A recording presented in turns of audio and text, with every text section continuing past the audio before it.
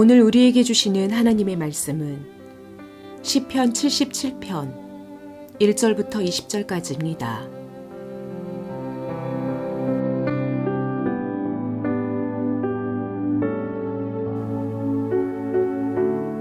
내가 하나님께 소리 높여 부르짖습니다. 부르짖는 이 소리를 들으시고 나에게 귀를 기울여 주십시오. 내가 고난당할 때에 나는 주님을 찾았습니다. 밤새도록 두 손 치켜들고 기도를 올리면서 내 마음은 위로를 받기조차 마다하였습니다. 내가 하나님을 생각하면서 한숨을 짓습니다. 주님 생각에 골몰하면서 내 마음이 약해집니다. 셀라. 주님께서 나를 뜬 눈으로 밤을 지새우게 하시니 내가 지쳐서 말할 힘도 없습니다. 내가 옛날 곧 흘러간 세월을 회상하며 밤에 부르던 내 노래를 생각하면서 생각에 깊이 잠길 때에 내 영혼이 속으로 묻기를 주님께서 나를 영원히 버리시는 것일까? 다시는 은혜를 베풀지 않으시는 것일까? 한결같은 그분의 사랑도 이제는 끊기는 것일까? 그분의 약속도 이제는 영원히 끝나버린 것일까? 하나님께서 은혜를 베푸시는 일을 잊으신 것일까? 그의 노여움이 그의 국류를 거두어 들이신 것일까 하였습니다. 셀라. 그때 나는 또 이르기를 가장 높으신 분께서 그 오른손으로 일하시던 때 나는 그때를 사모합니다. 하였습니다.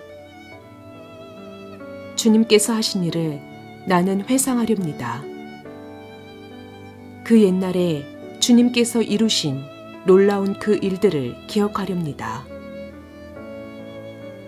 주님께서 해주신 모든 일을 하나하나 되뇌고 주님께서 이루신 그 큰 신 일들을 깊이 되새기겠습니다. 하나님, 주님의 길은 거룩합니다. 하나님만큼 위대하신 신이 누구입니까? 주님은 기적을 행하시는 하나님이시니 주님께서는 주님의 능력을 만방에 알리셨습니다. 주님의 백성 곧 야곱과 요셉의 자손을 주님의 팔로 속량하셨습니다. 셀라. 하나님, 물들이 주님을 배웠습니다. 물들이 주님을 배웠을 때에 두려워서 떨었습니다. 바닷속 깊은 물도 무서워서 떨었습니다. 구름이 물을 쏟아내고 하늘이 천둥 소리를 내니 주님의 화살이 사방으로 날아다닙니다. 주님의 천둥 소리가 회오리 바람과 함께 나며 주님의 번개들이 번쩍번쩍 세계를 비출 때에 땅이 뒤흔들리고 떨었습니다. 주님의 길은 바다에도 있고 주님의 길은 큰 바다에도 있지만 아무도 주님의 발자취를 헤아릴 수 없습니다. 주님께서는 주님의 백성을 양떼처럼 모세와 아론의 손으로 인도하셨습니다.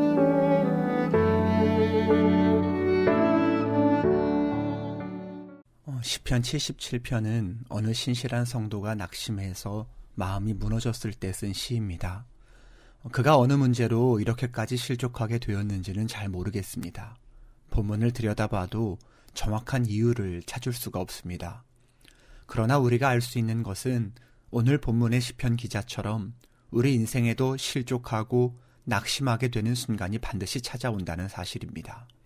그래서 오늘 본문의 기자처럼 부르짖고 때로는 악을 쓰면서 밤잠을 이루지 못하는 때를 맞이하게 된다는 겁니다. 얼마 전에 한 성도님이 제게 이런 고백을 하였습니다. 목사님, 너무 힘이 드니까 밤에 잠을 잘 수가 없어요. 하루를 견디는 게 정말 쉽지 않아요. 어떻게 해야 할지 모르겠어요. 기도해 주세요. 그 성도님을 보면서 참 마음이 힘들었습니다. 낙심에 빠지면 본인도 힘들지만 곁에서 지켜보는 사람도 힘들다는데 그 말이 실감이 났습니다. 여러분, 좌절과 낙심이 참 무섭습니다. 그러니 빨리 벗어나야 합니다. 그런데 오늘 본문을 보면서 참 다행스러운 거는 그래도 고난 속에서 시편 기자가 하나님을 찾고 있다는 사실입니다. 본문 1절 말씀을 보니까 내가 하나님께 소리 높여 부르짖습니다. 부르짖는 이 소리를 들으시고 나에게 귀를 기울여 주십시오. 고난의 순간에 시편 기자는 하나님을 향해 부르짖습니다. 기도하고 있습니다. 그게 참 위로가 됩니다. 아, 다행이다. 이제 고난을 잘 이겨내겠구나. 기대감이 생깁니다. 어떤 이들은 고난이 너무 심하면 하나님이 어떻게 나에게 이러실 수 있냐면서 예배도 내려놓고 교회도 신앙도 다 포기해버리기도 합니다. 그러면 목사로서 얼마나 마음이 아픈지 모릅니다. 고난당한 것도 속상한데 더 중요한 믿음마저 버리니 미련하다는 생각이 드는 겁니다. 그렇지 않습니까? 그래도 믿음이라도 지켜야지. 정말 가장 중요한 것을 잃어버리면 그분은 모든 것을 다 잃어버리게 되는 거 아니겠습니까? 근데 반대로 어떤 이는 고난의 순간에 더 멋진 믿음을 하나님들께 보여드리기도 합니다. 물론 비슷한 말은 합니다. 하나님, 어떻게 나에게 이러실 수가 있나? 하나님의 약속이 끝난 건가? 하나님이 나를 지켜보고 계시는 게 맞을까? 같은 고민과 질문을 던집니다. 그러나 그는 끝까지 하나님 안에서 고민합니다. 예배의 자리에 나오고 기도하면서 주님께 질문하고 또 그 안에서 하나님의 선하신 뜻을 찾기를 원합니다. 욥이 그랬습니다. 이유 없는 고난의 순간에 비록 낙심은 했습니다. 말도 이런저런 말 했습니다. 그러나 그는 기도했습니다. 하나님이 이해가 가는 건 아니었지만 끝까지 믿음을 포기하지 않고 기도했습니다. 그래서 시험을 이겼습니다. 인내를 통해 정금같이 하나님께 나아가게 됐습니다. 주의 놀라운 축복을 받게 되었지요. 사랑하는 성도 여러분, 고난의 순간에 인생의 끝에 있어도 기도하고 있다면 아직 끝이 아닙니다. 희망이 있습니다. 결말은 해피엔딩이 됩니다. 그게 믿음이고 하나님의 인도하심입니다. 내 인생에 고난이 찾아왔습니까? 기도해야 합니다. 어찌 되었든지 기도의 자리를 사수해야 합니다. 끊임없이 주님께 물어야 합니다. 주님의 뜻도 묻고 내가 어떻게 해야 하는지도 묻고 이것이 무슨 일인지 이해시켜 달라고 알려달라고 물어야 합니다.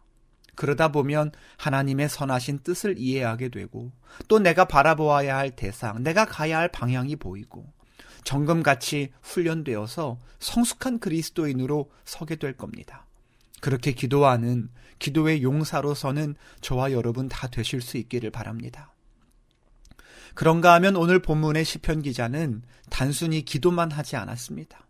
무엇보다 주님을 찾고 그 주님을 바라보았습니다. 예수님을 생각했다는 겁니다. 2절 말씀을 보니까 내가 고난당할 때에 나는 주님을 찾았습니다. 11절과 12절 말씀에서도 주님께서 하신 일을 나는 회상하렵니다. 그 옛날에 주님께서 이루신 놀라운 그 일들을 기억하렵니다. 주님께서 해주신 모든 일을 하나하나 되뇌고 주님께서 이루신 그 크신 일들을 깊이 되새기겠습니다. 시편 기자는 끊임없이 주님을 찾고 바라보았습니다. 그가 초점을 하나님께 둡니다. 자신에게 베풀어 주셨던 그 과거의 일들, 아니 꼭 내가 아니더라도 내 선조와 나라를 위해 일하셨던 그 놀라운 주의 일들을 하나하나 되짚어보면서 하나님의 능력과 성품과 역사를 기억해 냈습니다. 특별히 13절 이하를 보니까 오늘 본문의 기자는 출애굽 사건을 떠올립니다. 홍해 앞에서 뒤는 이집트 군사들이 쫓아오고 앞에는 물이 가로막고 사면초가의 상황에서 어찌해야 할 바를 알지 못할 때 하나님이 그들에게 어떻게 하셨는지 그것을 기억하고 떠올렸습니다. 모세가 그때 이렇게 말했죠. 두려워하지 마십시오. 당신들은 가만히 서서 주님께서 오늘 당신들을 어떻게 구원하시는지 지켜보기만 하십시오. 당신들이 오늘 보는 이 이집트 사람을 다시는 볼 수 없을 것입니다. 주님께서 당신들을 구하려 주시려고 싸우실 것이니 당신들은 진정하십시오. 그리고 실제로 홍해는 갈라졌습니다. 이집트 군사들은 다시 덮인 홍해 속으로 빨려 들어갔습니다.